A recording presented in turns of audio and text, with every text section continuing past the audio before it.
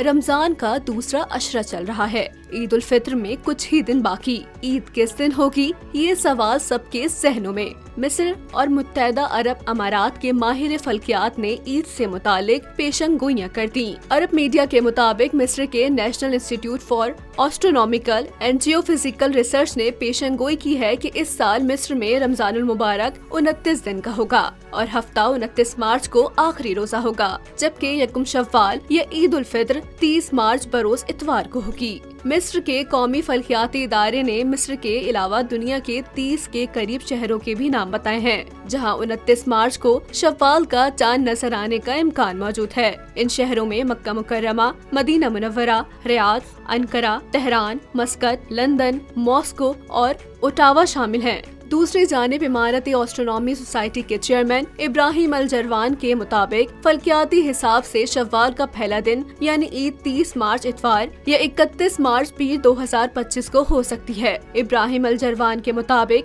अमारात में शव्वाल का चांद 29 मार्च 2025 को दोपहर 2:58 पर मकामी वक्त के मुताबिक पैदा होगा और सूरज गुरूब होने तक चांद सिर्फ 3 घंटे पुराना होगा और चांद की पोजीशन और सूरज की रोशनी की मौजूदगी के बायस चांद का देखना मुश्किल होगा।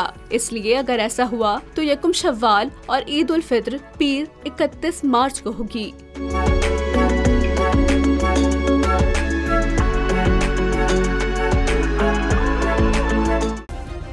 सब्सक्राइब करें और बेल दबाएं ताकि कोई खबर रह न जाए।